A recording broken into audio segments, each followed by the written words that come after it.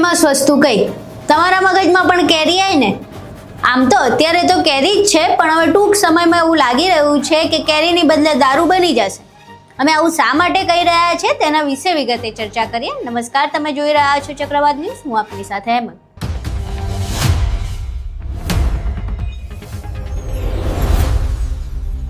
ગુજરાતમાં કહેવાતી દારૂબંધી છે. કહેવાતી એટલા માટે કારણ કે કાયદાના ચોપડામાં તો દારૂબંધી છે, પરંતુ જમીની સ્તરે દારૂબંધી નથી. અને આવું પહેલીવાર નથી, અવારનવાર આપણે આવા વિડીયોઝ પણ જોયા છે.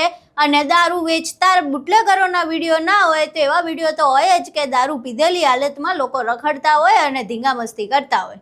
હવે આ તો થઈ લોકો જે દારૂ પીને ફરે છે એની વાત.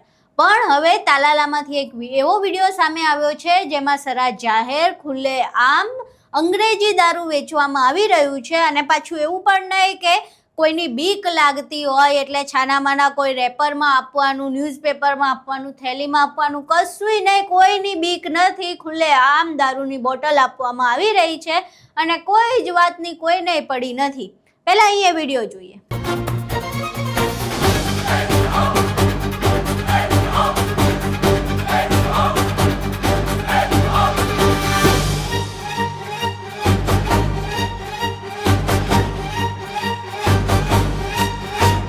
તમે વિડીયો જોયો. હવે વિડીયોમાં સ્પષ્ટપણે જોવા મળી રહ્યું છે બુટલેગર દેખાઈ રહ્યો છે ને દારૂની બોટલ દેખાઈ રહી છે. દેખાઈ રહ્યું છે કે આ દારૂનો ધંધો કરે છે.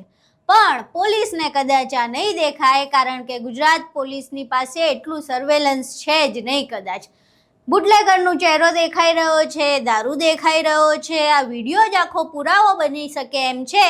તેમ છતાંય કદાચ ગુજરાતની જે પોલીસ છે, બાહોશ પોલીસ છે, એ આ બુટલેગર સુધી પહોંચી શકશે નહીં અને બુટલેગર કદાચ પકડાશે નહીં. હવે કહેવાતા દારૂબંધીવાળા રાજ્યમાં આવા દ્રશ્યો સામે આવવા એ કંઈ પહેલી વાર નથી. અવારનવાર આવા દ્રશ્યો સામે આવ્યા છે. પણ હવે પ્રશ્ન એ ઊભો થઈ રહ્યો છે કે કહેવાતું દારૂબંધીવાળું રાજ્ય, જેમાં દારૂબંધીનો કાયદો છે, તેમ છતાંય આ કોના હેઠળ આ પ્રકારેનું દારૂ વેચી શકે છે? બુટલેગરોને એવી તાકાત ક્યાંથી મળે છે કે સરા જાહેર આ પ્રકારે દારૂ વેચી શકાય? કાં તો પોલીસને ખબર નથી, કાં તો પોલીસ પાસે આ વિડીયો નથી પહોંચતો, કાં તો પછી પોલીસને જાતે જ આ ધંધો કરવા દેવો હોય એવું ક્યાંક ને ક્યાંક લાગી રહ્યું છે. હવે ગુજરાતના નાયબ મુખ્યમંત્રી ને હર્ષ સંઘવીની વાત. અવારનવાર દારૂબંધી વિશે પણ વાતો કરે ને ગુજરાતની બાહોશ પોલીસના તો જે વખાણ કરે કે વાત ના પૂછો. હવે જેટલા વખાણ કરે છે તો કદાચ જો ગૃહ રાજ્યમંત્રી અને નાયબ મુખ્યમંત્રી એવા હર્ષ સંઘવી સુધી આ વિડીયો પહોંચે તો એમને પૂછવું છે કે શું તમારી બાહોશ પોલીસને આ આખોય પુરાવા સ્વરૂપ વિડીયોમાં જે બુટલેગર છે એ નહીં મળતો હોય કે નહીં દેખાતો હોય? જો દેખાય છે તો પછી આ દારૂના જે ધંધા છે એ ખુલ્લેઆમ શા માટે ચાલી રહ્યા છે? અને જો એમને નથી દેખાતું તો પછી અમે સામેથી વિડીયો આપીએ છીએ કે આ વિડીયો જેમાં બુટલેગરનો ચહેરો સ્પષ્ટપણે દેખાઈ રહ્યો છે, તો પછી શા માટે પોલીસ ત્યાં નથી પહોંચી શકતી?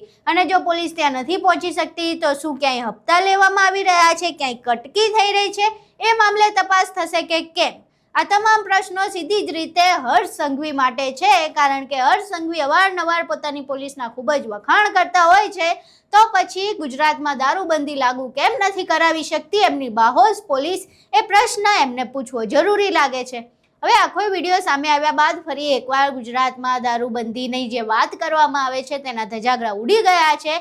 સ્પષ્ટપણે જોવા મળી રહ્યું છે કે જમીની સ્તરે તો ક્યાંય દારૂબંધી છે નહીં. હવે દારૂબંધી લાગુ કેમ નથી થઈ શકતી એનો એક મોટો પ્રશ્ન છે. આમ તો જ્યારે ડ્રગ્સની કે દારૂની વાત કરવામાં આવે ત્યારે નાયબ મુખ્યમંત્રી અને ગૃહ રાજ્યમંત્રી એવા હર્ષ સંઘવી એવું મોટા ઉપાડે બોલે કે દારૂ ને ડ્રગ્સ પકડાતું નથી, અમારી પોલીસ જઈને પકડે છે. તો તમારી પોલીસ માટે આ ચેલેન્જ રૂપી જ વિડીયો છે કે જઈને પકડો અને દારૂના અડ્ડા બંધ કરાવો. જો ના થઈ શકતા હોય તો પછી સ્વીકારી લ્યો કે અમારાથી ગુજરાતમાં દારૂબંધી થઈ શકતી નથી. આખો વિડીયો તમે જોયો. વિડીયોમાં તમે બુટલેગરે જોયા, તમને દેખાયા હશે, પરંતુ કદાચ ગુજરાત પોલીસને નહીં દેખાય. હવે આખો વિડીયો જોયા બાદ તમારું આ આખી ઘટનાને લઈને શું માનવું છે? ગુજરાતમાં કહેવાતી દારૂબંધીના કાયદા વિશે તમારું શું માનવું છે? તમારા મંતવ્ય અમને કોમેન્ટ બોક્સમાં જરૂર જણાવજો. ગુજરાતની પોલીસ અને ગૃહ રાજ્યમંત્રી જે પ્રમાણે કામગીરી કરી રહ્યા છે દારૂબંધીને લઈને, એને લઈને પણ તમારા મંતવ્યો અમને જણાવજો. વિડીયો પસંદ આવ્યો હોય તો વિડીયોને લાઇક કરજો, શેર કરજો અને અમારી ચેનલને સબસ્ક્રાઇબ કરવાનું ભૂલશો નહીં. નમસ્કાર.